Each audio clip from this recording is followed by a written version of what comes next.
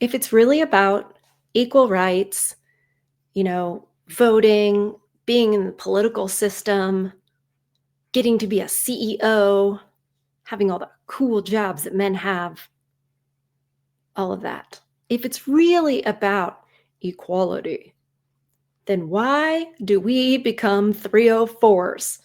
The more free we become. Taking a second to let you think about it if you've never gone there before, because you don't think we should shame people. You don't want to bring shame back, which I recently had a men's rights activist say, no, I don't think that's the thing. And I'm like, might be. And I think if you're not quite there yet, you might change your mind when you see the story that I'm going to show you today. This woman's dying wish, dying for degeneracy is what I would call it. She calls it, well, the Hulu show that has been made because it's such an inspiring story, right? It's called Dying for Sex. Welcome back to Far From Eden.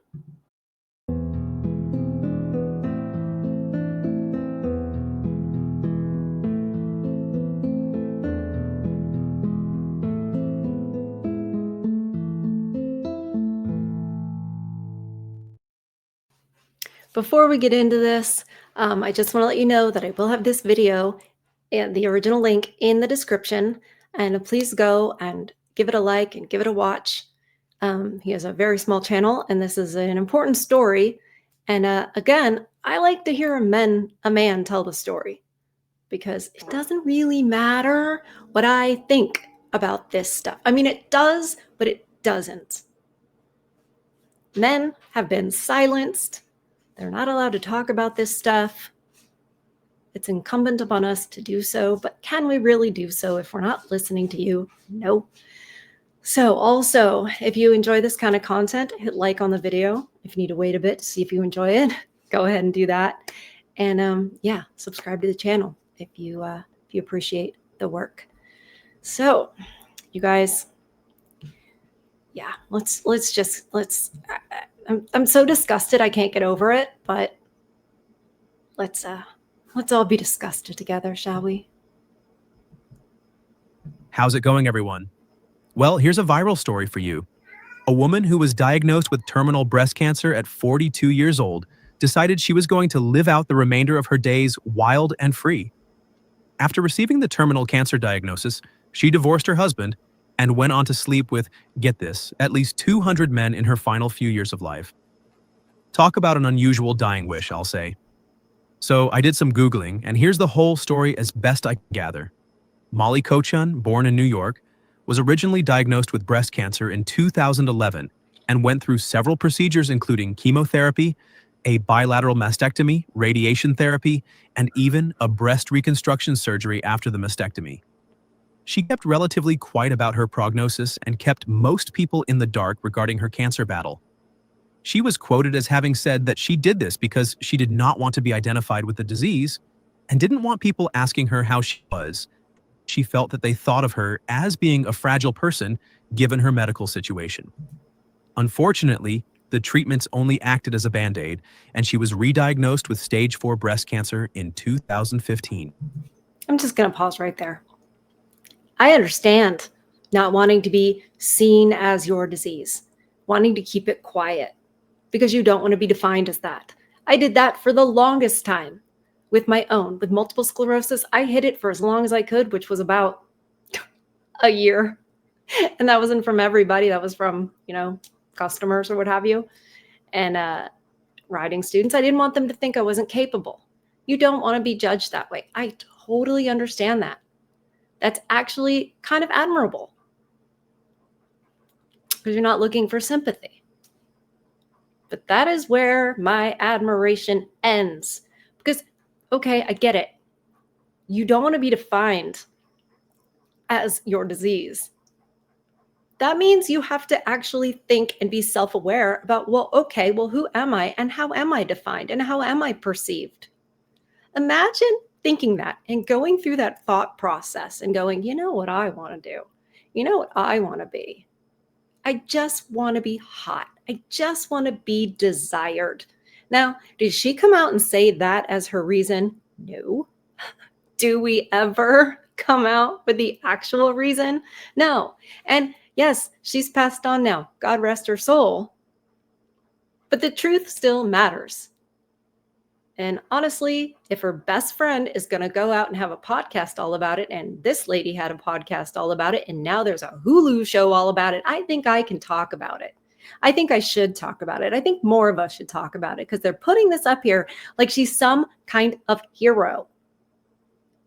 A hero for degenerates, maybe. A free pass. This is more propaganda. Oh, yeah. We'll get into the husband. Yeah, there was a husband. 2.5 years after that diagnosis, she finally went public as she felt she could no longer hide it. Molly was apparently adamant that she didn't want to give up on sex and wanted to explore her sexuality in her final days. From what I can gather, she split from her husband of around 15 years in 2016. She said that she and her ex-husband had fallen out of sync sexually while she was undergoing treatment, and Women have this excuse all the time. Treatment, not treatment, this, that, or the other. Clearly, if it's your treatment, it's not him. It's not the two of you. And even if it is, fix it. Fix it. Why isn't that a thought process? Why is it, okay, give up, abandon ship, actually sink the ship, then abandon it? Like, why? I know, I'm asking you. Well, I'm going to get into explaining why, because it's not really about sex. This is the thing that I have to often explain to a lot of these, men who are red pilled, and by that I just mean awake. It's not about sex the way we don't experience it in the same way. I'm not saying that we don't enjoy it and all of that, but think about it. Think about how the access women have to it, right? We can just walk outside and there's going to be, or at least there was before men were onto our tricky ways, there's opportunity, right? There still is. But we don't do that. Why? Because it's not the same for us. If it were, we would be having it all the time. Who has the most of it? Same sex male partners. That's statistically true. Why? Because they're men and they like it more than women do. So I'm just saying that to make the point. So I don't think in any way, shape, or form it's about sex. Also, because of the treatment, and it was such a problem, it wasn't him. It's you. Why do we throw away our husbands when we're broken? This is another example that I've made this point a lot. I think this highlights it. When we're unhappy in our lives about anything, right? And we can't quite put our finger on it or can't quite figure out how to fix it, especially if that requires being accountable and looking inward and saying, oh, crud, there's some things I need to work on. What do? We look at you and we go, oh, I see what the problem is. The problem is you. You're boring. There's no spark anymore. You don't show up for me emotionally. When in reality, we've got stuff going on. We've got issues we have to work on in ourselves. We have stresses that we've brought upon ourselves. Maybe we have a high-powered job, right? She can't cure her cancer. She can't fix that. Okay, what can I fix? What can I fix? Oh, there's a man. It must be him. He's the problem. He's what's in my way. That happens all the time. And for a lot of you guys who actually are divorced and it was her that filed, I think a lot of you went through that, whether you knew it or not. Women get burnt out on their careers. They're never going to say, oh God, I don't know if this was the right idea. I don't know if I should have gone to school this long and had this high stress, career that demands a lot of my time, etc. And they're like, I'm not happy. He seems happy. He seems fine. Why isn't he making my life better? Anyway, before I get on a full rant, let's learn more about Molly. Was never able to get back to their former days, even when her sex drive returned. She claimed that the hormone therapy that she was undergoing drastically increased her libido, which caused her to want to hump everything and everyone that she saw. Molly started a blog back in 2011 when she I'm not a doctor, but my mom did go through breast cancer stuff. And one of the things that they put you on, I'm not a doctor. Some of you guys in the chat, you might know this, but isn't there a medication called, what is it called? Tamoxifen, something like that, that restricts your estrogen, like stops your estrogen? Because estrogen, your cancer can be it can feed on estrogen. Now that's the extent of my knowledge, but I've never heard of this where, oh, that just makes you want to do that.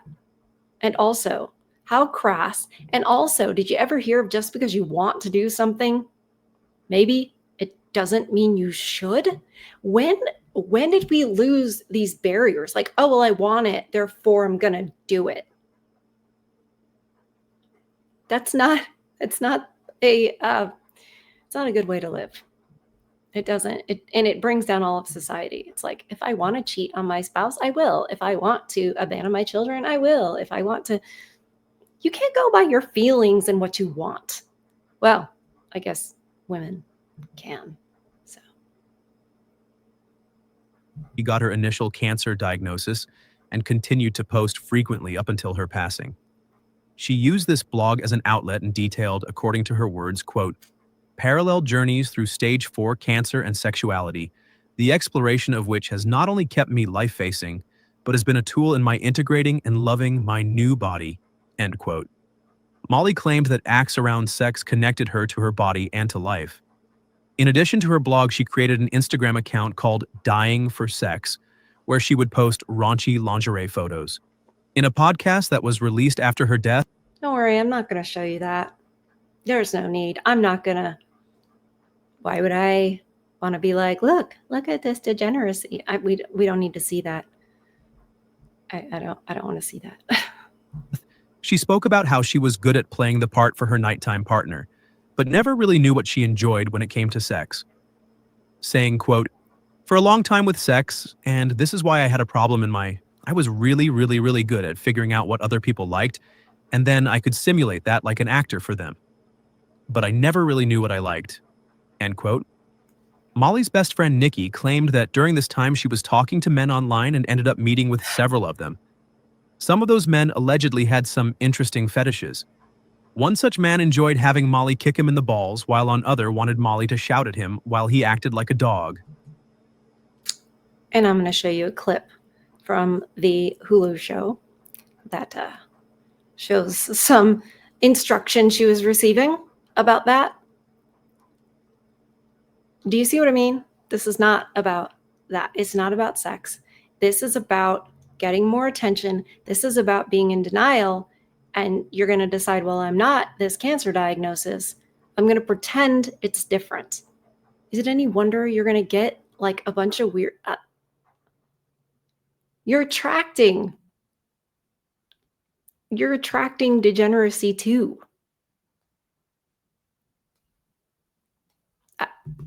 Wild, I know, but bear with me. I am just reporting what the news outlets are saying. Molly described her dates with these men as making her feel alive and creative. Some of her sexual encounters happened while she was in a hospital bed. Kinky. She joked that she was the ideal date for commitment phobes, and was apparently not concerned about potential safety concerns when bringing strange men home since... Was she concerned about spreading it? She's not concerned about getting the thing, but if you get the thing, you don't care because you're dying, right? So it's like, oh, well, what does it matter, right? Dying anyway. They're not. I mean, I don't think they are. What about that? What about them? This is extremely selfish, obviously. What did she do? She found out she was dying, decided to be selfish, make it all about her, make it all about getting attention and feeling worshipped. That's it. She needed other people to validate her. to make it feel like she wasn't dying. Because she must have thought, well, when you die, you just become worm food and that's it. It's all self-serving. It's all that is what, as I said in the very beginning, it's not about sex. Not for us. It's about the attention.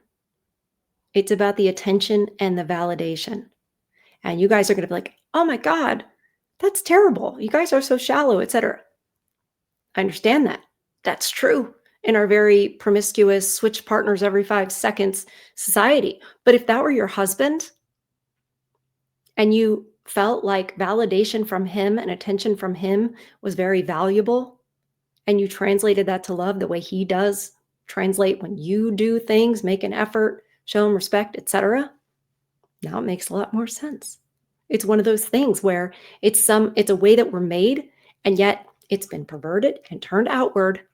And so now we're looking for validation and attention from the entire internet. You guys have said social media has been the downfall of women. A lot of you have said that, and you're right.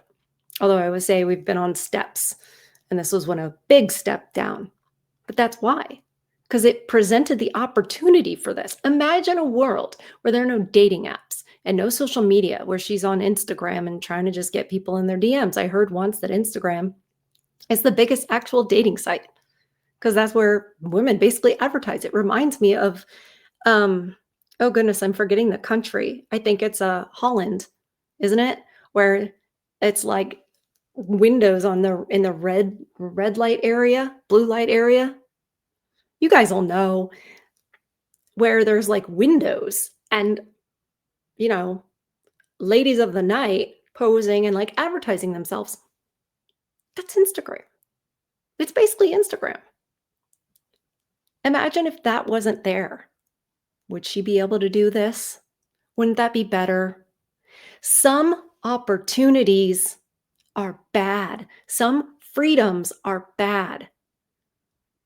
And I think it may have taken this long for feminism to advance for a lot of people to be able to see it. And I think a lot of it's because you guys are able to compare notes now on the internet. That is also making it possible for the women to do this. It's a whole big bunch of irony. In her mind, the worst they could do was kill her, an already terminally ill cancer patient. Nikki, Molly's best friend, said controlling men was a way for Molly to feel as though she had control and was an act of reclaiming her body. She also claimed that right there, the act of controlling men made her feel in control of her own body. Apply that to your life in a different way. The act of controlling you doesn't have to be in a hanky-panky situation. Could be just being the HR person, right? We're the HR people. We're going to tell you how you need to behave. This is how you treat people. You get that from work. We're the HR people. We're the teachers. We like to condescend that way. Maybe it is impossible for us to be equal. Oh God, YouTube's going to love this video. Maybe it's impossible to be equal, right? Maybe we couldn't get up there. So instead, let's yank you guys down. And that'll make us feel like we're on level with you or even above you. If you can't join them, beat them. Yes, I said that backwards on purpose. Molly wanted to fall in love, and that she did. She fell in love with herself. In the final years of her life, she went on to sleep with around 200 men, but her best friend claimed that Molly lost count after doing the deed with 183 men. So the reported 200 men we see on headlines is actually just a ballpark number. Molly Kochen passed away in 2019 at the age of 45 years old. The synopsis for her posthumously released podcast, which has been streamed more than 5 million times, claims that as Molly grappled with breast cancer, she was also dealing with trauma from her past, and that her journey explores bigger themes such as healing, forgiveness, and what we do with the time we have left. Yeah, you know what we should do with the time we have left? Not divorce your husband of 15 years, maybe. And like I said, we're going to get to a little bit of what he had to say about that. In a memoir entitled Screw Cancer Becoming Whole, published in 2020 after her death, Molly described the memoir stating that the book talks about sex as a healing force in her life, but that it also tracks her shift from an emotionally heavy person into a much lighter one. She also claimed that writing her memoir from her hospital bed had helped to free herself from a lifetime of depression and self-loathing. Molly Kochan's life surrounding her cancer battle has recently gained mass attention after FX's Dying for Sex, based on Molly's story, premiered on Disney Plus Internet. Disney. Disney Plus. You know, that streaming service you get because there's such wholesome family stuff on there. If you're not awake to that, if you're not awake to Disney yet, here you go. It's not. It's not what you think it is. It's not what it was branded as. It never has been, even in the beginning, by the way.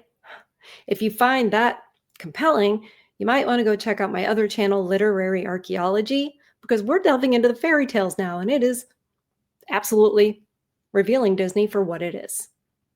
You can read those old fairy tales and you go, oh, look how Disney covered it in the very beginning. Already woke, already slightly moving towards degeneracy because they've removed God from all of it. Interesting. Seems like that's what they've been doing all along. And it's certainly evident right here. Disney Plus. Seriously. Nationally and on Hulu in the United States. Well, there you have it, guys. What do you think about Molly's story? Personally, I don't even know what to say. I mean, where do you start? Everyone is going to have mixed feelings after hearing a story like this one, which is probably why it's controversial. All right, that will do it here for me. Let me know your thoughts in the comments below. Hit that like button. And as always, thanks for watching, thanks for subscribing, and I'll see you next time. I wish he'd said a little bit more of what he thought. You can kind of tell what he thought just based on the points that he covered and the fact that he was incredulous about it. I think that's the proper, I think disgusted and incredulous are very natural responses to that. I think, rah, rah, sister, you go is awful. And the problem with this is the propaganda and the brainwashing that women get. They get told that this is freedom, this is empowerment, this is how you heal. It's not. It's really not. If you think it is, then you don't know what healing is. Healing isn't selfish. She's saying, oh, I've learned to forgive, and it's a bunch of baloney. It looks like to me, she was a woman. We all have a bit of delusion in us, right? Most. Hey, times get tough. What are you going to do? Double down. Double down into Delulu land. That's the way to cover up the pain. Being sick is no excuse. I will not allow her to make the excuse of, oh, I was sick, therefore, no. Absolutely not. And you can't come at me, not you guys, some of the ladies can't come at me and go, well, you don't know what you would do if you were in her position. I think I do. I actually think I do. Mine's just a slower death, more drawn out, whatever you want to say. But the last thing I'm going to do is go out and be extra degenerate and tell myself it's healing me.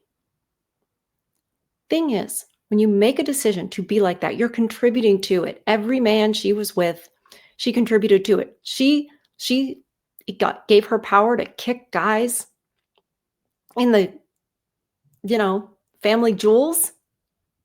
I have heard how much that hurts. The fact that you could do that and say to yourself, you're doing something for him.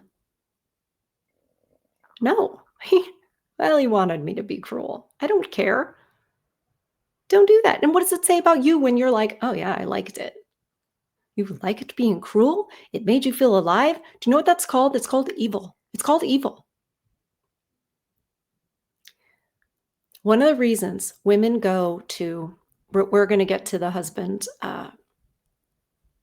response and reaction to the extent that he gave it. Simps are everywhere. The reason we go to being the 304s is because that is the only place where we have any kind of power over men. And it's an Achilles heel for you all. It's often why I say, if you really want to not be manipulated and you don't want to give them the upper hand in dating or in anywhere, you cannot be wooed by their looks, by our feminine ways, any of that. You need to be impervious. I think that's the word. You need to have a shield where you're not impressed by any of that, because that is how we get to you. I had somebody ask me the other day, because I was talking about that witchometer that we talk about over on literary archaeology. And I mean, now I'm like, yeah, witchometer everywhere. And they don't come in the pointy hats and the green skin like Wizard of Oz. They don't look like that. They look pretty. Remember I said, the devil doesn't come with horns and a pitchfork. He comes looking attractive. He comes with a big chest, and long hair and whatever it is you like. Because that's the way to tempt you. That brings down your barriers. And women feel powerful doing that. Sorry, my windows are open. Ignore the loud neighbors. So anyway, yeah, that's where we get the power. That's where she was feeling fulfilled. Getting that power, getting that one up. Reminds me of a garden. I'm going to have this. I'm going to be like a god. What is like a god? If it's God, man, woman, child, what's like a god? Well, being over men, being in control of men. How do we control men the most? Through our hanky-panky ways. I say that stuff to make YouTube want to share the video more, because I want more men to know what we are. And you can hear it from each other in the manosphere, and that's great, but you need to hear it from a woman who's being honest with you about how we think. I think a lot of women don't understand that that's why they're seeking your power. The power she was feeling, all of that, she was stealing from the men. Our feminine wiles, when we use them to, get at your wallet, whatever it is we might do, make us feel alive, whatever it is, that's the spell. That's when my witchometer goes off. And the spell can end up destroying your life. I can hear it now. I can hear you guys in the chat like, yep, you're describing my ex-wife. Sometimes it's your mother-in-law. A lot of times it's your own mother. This is why we have failure to launch with so many of these men. Going to keep you in a cage and fatten you up. That's why we had those fairy tales, actually. In case you haven't joined us over there, that's why. It was to warn. It was to warn against these things. One of these days, we'll do a deep dive into the Salem witch trials and see what those were actually about. Now, let's get to let's talk about that husband of hers that she was married to for 15 years. I'm going to read this off of my phone. This is from Stylecaster. And the reason I'm not reading it off the screen is because that gives me a headache that irritates the MS headache, whatever it is. So we're gonna get it off the phone. And this is from Stylecaster. It's talking about the mini series or TV show, or whatever they call it, but it's going to get into the fact that she left her husband and what's he doing now? What did he do?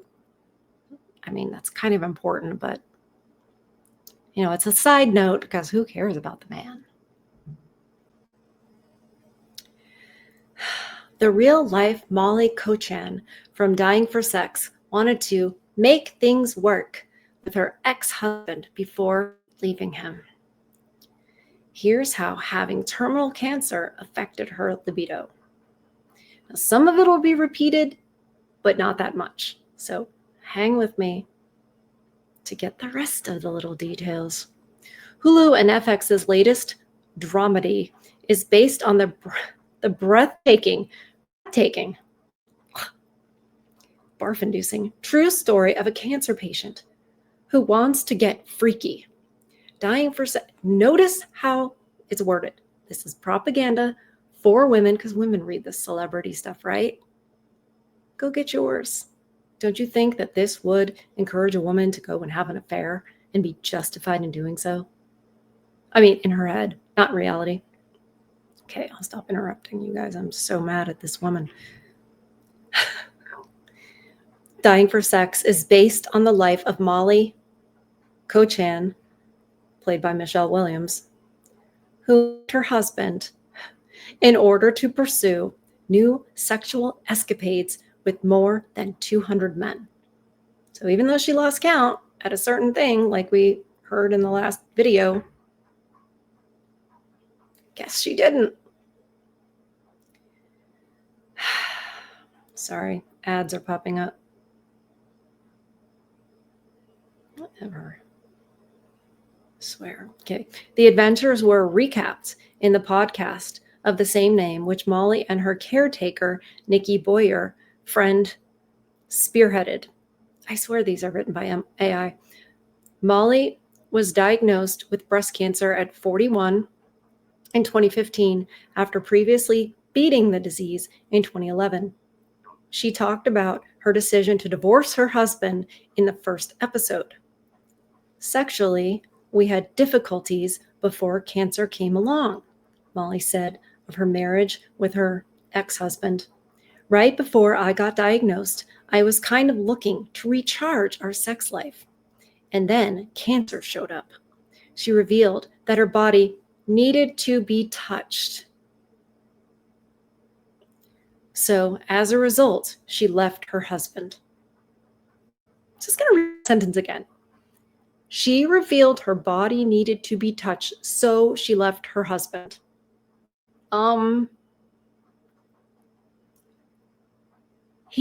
That's what he's for. Like that's reveals everything, doesn't it? It certainly does. Needed to be touched. And the sad thing is, like, he can see all this. He can read all this. Like, he's still with us.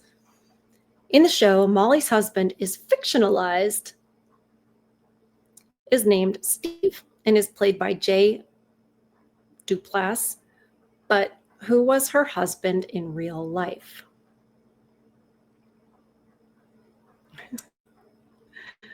Indeed. Who was her husband in real life? Where is Molly Kochan's ex-husband now? Molly Kochan's ex-husband is Alex Henry Owens. According to LinkedIn, he's the CEO of his own company that works on personalized 3D avatars. He used to be a celebrity photographer, even though they split in 2015. He still continued to support Molly and her cancer treatment by posting Instagram photos of her. Do you remember what we heard in the last video about these Instagram photos of her and what they looked like? Even if he's not posting those ones, he's posting photos to a site where she's basically, advertising her services. I forget sometimes the absolute simpery that's out there.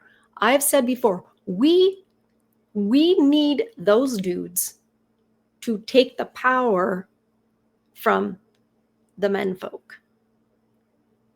Can't do it without those guys. And here he was contributing to it, just being that supportive husband. Alongside her friends, he celebrated his ex-wife's life in an event called Mallibration a year after her death. In a blog post detailing her departure from her husband, the podcaster wrote about her marriage.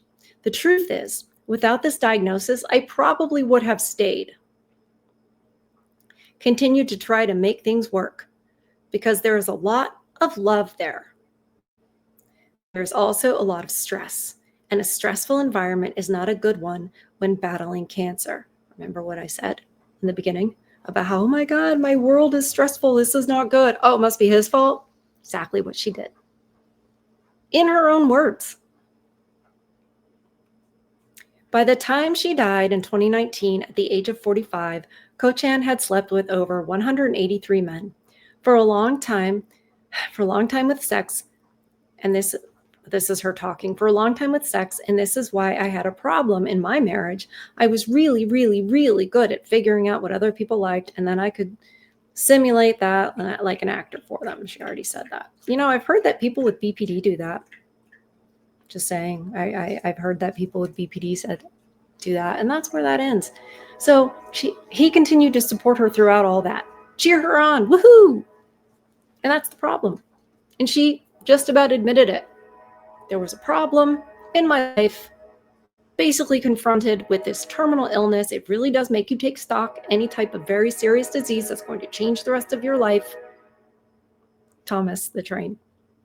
That's going to change the rest of your life. You take stock.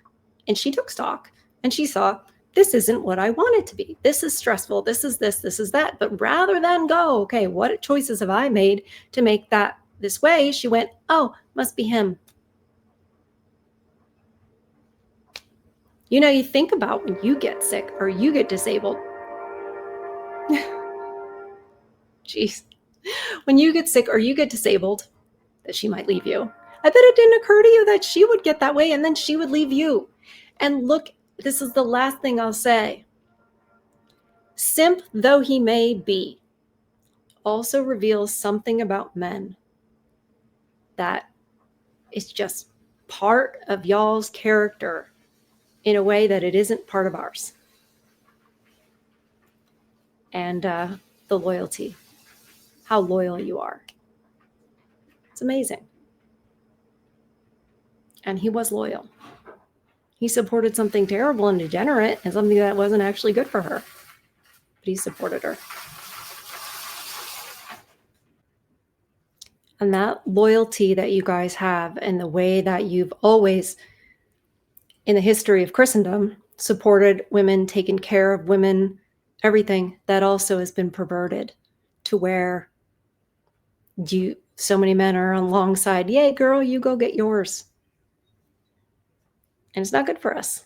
You know, we need to be told no. Nobody told her no. And boy, mainstream media really loves it. And that's why I feel like I need to cover it. Because for all the voices out there saying, you go, girl, I would like to say, ew, no, don't do that. That's awful. And to say it in a positive way for women, you're better than that. You're better than that. Require more of yourself. Look deeper than that. Anyway. Oh yeah, I wanted to show you one more thing. I just realized this coach here in the show reminds me of what the early feminists looked like, you know, like suffragettes and stuff. Isn't it always that way? Sorry for how gross this is, you guys, but you got to see, like, yeah. Topping is a sacred skill, okay? Right? It's just learning what terrifies you and work with that until you come. It's about facing down the shadow self that lives inside all of us, right? Who are you inside? What type of animal are you? Yeah, I don't know. I mean, I'm not a top or I don't know what you call it, like a dominatrix. Ugh. It's not about the terminology. It's about the subconscious, right? Don't even think. What do you fantasize about? Tying someone up? Total control? Anything? I kicked my neighbor in the fucking dick. Fuck yeah. Yes, you did. See, that's hot. That's some shit. See, now we're talking. Now we're talking. All right. See what I mean? Ha ha ha. Violence towards men. Ha ha ha ha. If you haven't woken up yet to the reality of modern women and some women, now's the time. Because this is what we're dealing with.